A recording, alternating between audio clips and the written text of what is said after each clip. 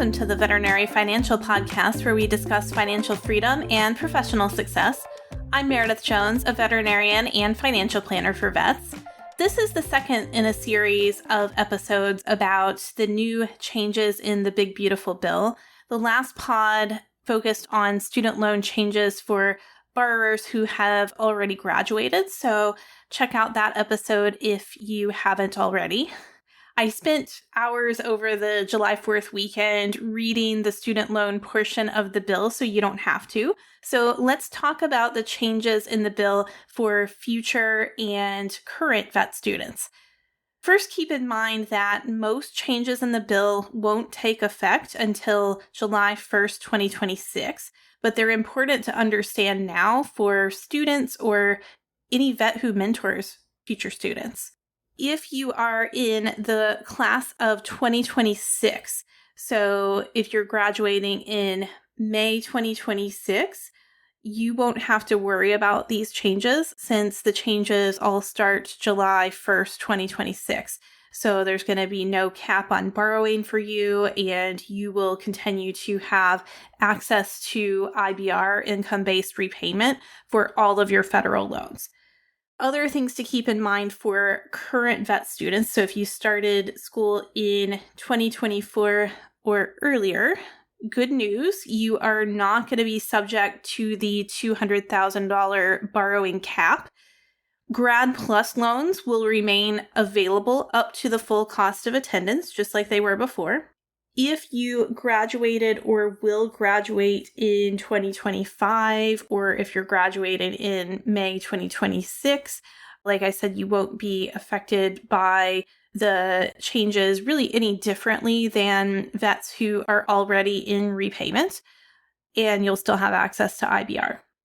Repayment options will change for anyone who borrows new federal loans after July 1st, 2026. So at least for the loans taken after that date, you'll be choosing between the new RAP plan, which is the Repayment Assistance Plan, and the standard plan. So the RAP plan is an income-driven repayment plan with forgiveness after 30 years. The standard plan will be a 25-year plan for anyone who borrows more than $100,000 in student loans, so most vet students. The standard plan will have higher monthly payments than the RAP plan because the standard plan is meant to pay the loans to zero in 25 years versus the RAP plan is a 30-year plan that is income-based payments for 30 years. A couple of notes if you are a rising third-year student. This is a niche scenario, but if it's possible to avoid taking loans out for fourth year entirely, which I know that's a tall order, right?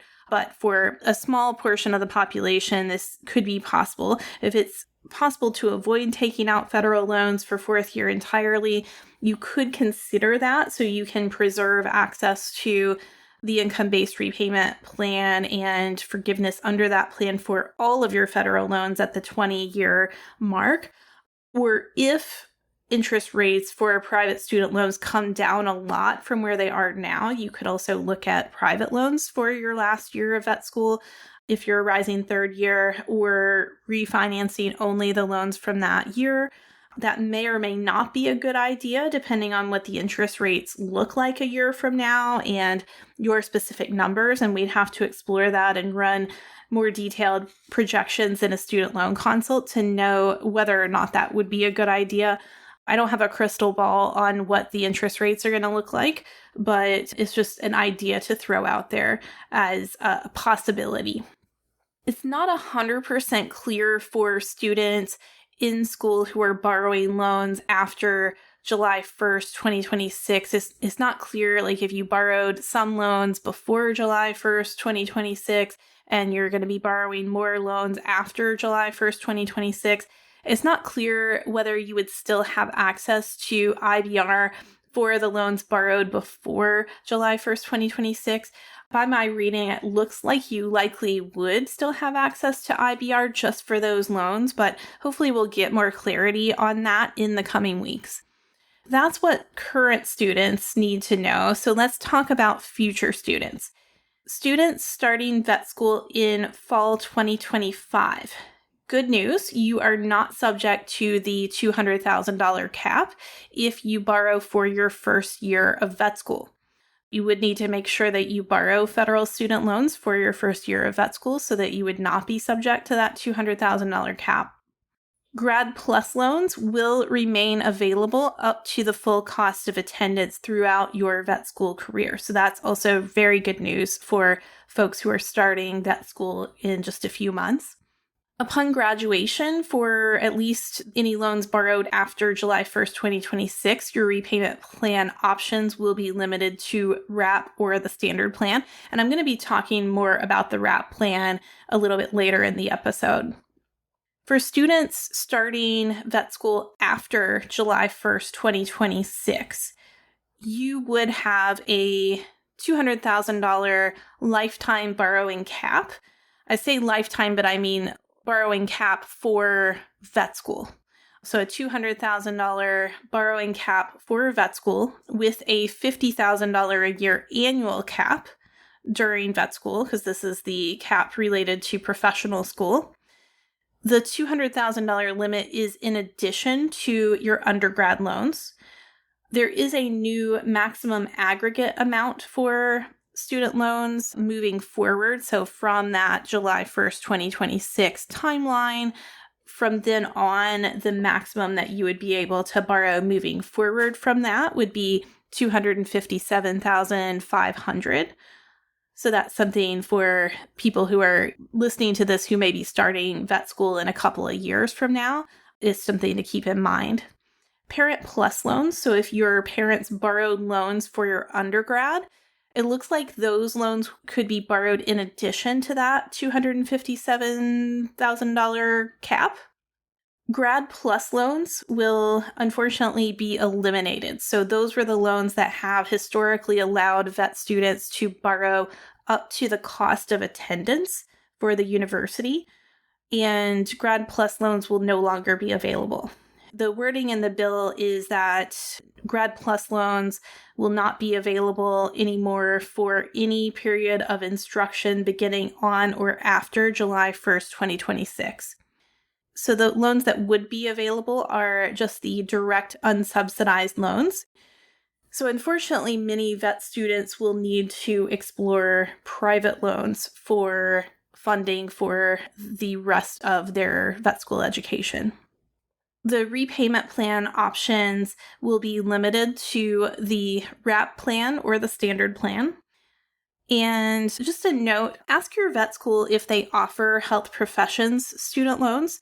If you qualify for those loans, which every school dictates individually what the qualifications or who is eligible for those loans.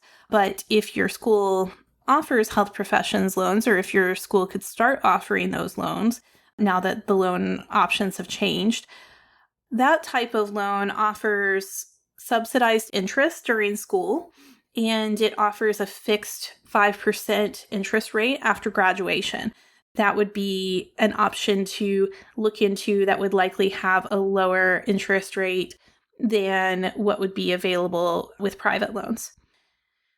Another note, because of course not everyone gets into vet school the first time they apply, is to be cautious about borrowing for a master's before vet school after July 1st, 2026. Because after that date, unfortunately, grad school loans would also count toward that $200,000 cap. Same goes for dual degree programs starting from July 1st, 2026. So if you were looking at the DVM MBA program, for example, that's something that you would want to consider and something that you would want to take into account moving forward.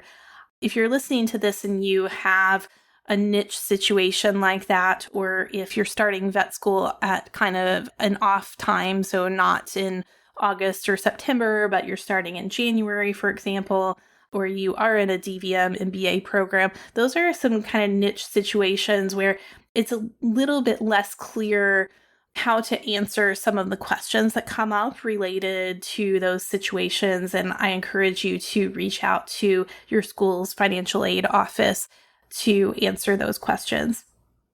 So I've made several references to the RAP plan so far. So the RAP plan is a new income-driven repayment plan.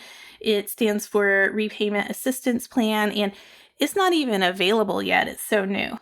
It is based on 10% of income, so not 10% of discretionary income, which is a definition that helps to lower student loan payments on plans like IBR, for example. At the end of 30 years on RAP, your loans would be forgiven, and there would be a tax bond. There would be a tax implication at the end of that 30 years to plan for, where the forgiven amount would be treated as taxable income the year after you reach forgiveness, similarly to what happens with IBR. So I wanted to make sure that I mentioned that because this is something that not everyone is aware of when they first go into vet school, and we might have some students who are listening to this podcast, and it's just something that you need to know about, that you would need to save and actually start an investment account after vet school so that when you reach forgiveness, you would be able to pay this tax bomb. We all hope that the tax bomb goes away and that some future administration might get rid of it, but right now it's in place and we would have to plan for that. More about the RAP plan. So there is an interest subsidy on the RAP plan that is similar to the SAVE plan that's going to be eliminated, along with a principal subsidy on RAP as well. Subsidies mean that the government takes care of interest, or in this case, the government would take care of a small part of the principal of the loan as well, so that it's no longer part of the balance. There is a $50 principal subsidy that would be applied basically whenever the payment is $50 or more, but it doesn't touch the principal by $50 or more. For folks who have children, there would be a $50 a month savings for each kiddo. That's something else that's a feature of the RAP plan. For years, we have seen new graduates have $0 per month payments on an income-driven repayment plan like IBR. RAP actually has a $10 per month minimum payment, so not a big deal. Just, we've been so used to saying, oh, you can get a $0 per month payment as a new grad if you do certain things at graduation. And so now we're looking at more of a $10 a month payment. The standard plan, so they're kind of redoing things with the way that the standard plan is done. Currently, the standard plan is just automatically a 10-year plan. They are going to change that. So the standard plan will be 25 years for anyone who has borrowed more than $100,000. The standard plan, like I said earlier, would be set to pay the loans to zero in 25 years, so it would have a higher payment than the RAP plan would. Another thing that we have been telling new grads for years that is going to be changing is I and other student loan consultants have been advising new grads to consolidate soon after graduation so they can start the timeline toward forgiveness on an income-driven plan sooner. Like before the grace period ends, there is a 6-month grace period after graduation where you typically would not have to make any payments on your student loans. But that recommendation to consolidate is likely to change moving forward, because if you consolidate after July 1st, 2026, you would only be eligible to choose the RAP plan or the standard plan. So this is important for folks who are in vet school right now to know about. And the language is a federal direct consolidation loan offered to a borrower under this part in or after July 1st, 2026. So this is the kind of language that we're dealing with looking at this bill. Based on that, it's likely that we would actually recommend waiting out the 6-month grace period, starting with the class of 2026 and moving forward if there's no extension on this, because otherwise you could consolidate your loans and maybe you would have had access to IBR with all of your loans or a portion of your loans. But if you consolidate, you would no longer have access to IBR. Reason that's important is IBR is generally going to be a less expensive plan. It has a lower timeline, like a 20 to 25-year timeline, versus the RAP plan has a 30-year timeline. The Big Beautiful Bill does not make any changes to public service loan forgiveness. Public service loan forgiveness is when you can get forgiveness after 10 years of payments while working in a nonprofit or government role. And other thing to know is that payments on the new RAP plan can be applied toward PSLF.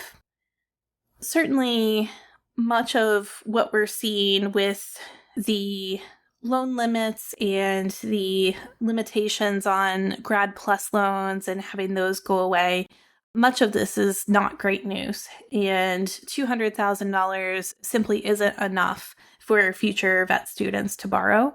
Going to vet school costs more than that. And I can't imagine being a student planning to apply to start vet school next year in 2026, because they've been given the least amount of time to plan for these sweeping changes to federal student loans. And I'm starting to wonder if some of the vet schools might decide to start classes early. Like if they started in June 2026 instead of August or September 2026, they could have students that are grandfathered in who could actually borrow more than that $200,000, similarly to the way that the class of 2025 can. But that may just not be possible for a lot of schools, and possibly not for any schools. My goal is always to make sure you have the facts so that you can plan accordingly, and hopefully get those facts so that you can focus more on passing anatomy and pathology rather than reading the archaic text in a 870-page long bill. In episode 64, back after the House had passed a version of the bill, I talked about how the concerns out there about how this bill could change the character of the profession are really valid. The $200K limit on federal student loans will make it more difficult for poor students, lower middle class students, and likely some middle class student loan borrowers to be able to go to vet school. It's going to have a huge effect on the other medical professions as well. As of today, private loans would be the option once you exceed that $50,000 a year limit, or once you exceed that $200,000 limit total. And private loans have more strict credit requirements. They often require a cosigner. And many of my new grad clients who have private loans, they typically have interest rates of 10% to 14%. Keep in mind that the next administration could come in and make changes to student loan plans in the future. Certainly, we've set a precedent for that already. It's possible that there could be more options moving forward. So let's talk a little bit about that. It's possible that some of the private lenders could eventually develop better student loan options for professional students than what we see today, similarly to how doctor mortgages evolved. There are a couple of lenders out there who are focused on doctor loans of all kinds, like practice loans and personal loans for doctors, and maybe they will add student loans to their offerings, or maybe there will be better refinancing options available after graduation than there are currently. I wonder if one of the effects of this could be a higher number of nonprofit veterinary hospitals in the future. For example, some of the large referral centers might decide to become nonprofits so that vets and vet techs in more workplaces would be eligible for public service loan forgiveness. There is a fair bit of red tape involved with starting and maintaining a nonprofit. You have to have a board of directors, for example, but maybe there is a world where more of the larger veterinary referral centers could become nonprofits moving forward. There are a couple out there who have been running for decades. Maybe there could be more in the future. I'm hoping to end this on a note of being able to say, hey, these are the facts, these are the changes to expect moving forward. I don't have a crystal ball to know how this is going to affect the veterinary profession moving forward, and whether this is something that will possibly be reversed or changed or made better by a future administration. But certainly there are some concerns right now. I just want to make sure that you've got the information so that you can plan ahead as best as possible. Feel free to reach out to me if you have any questions.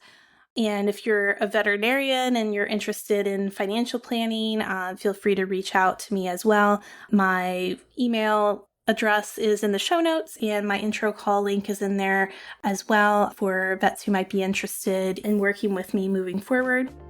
Thanks so much for listening, and until next time, take care and continue your path to financial success.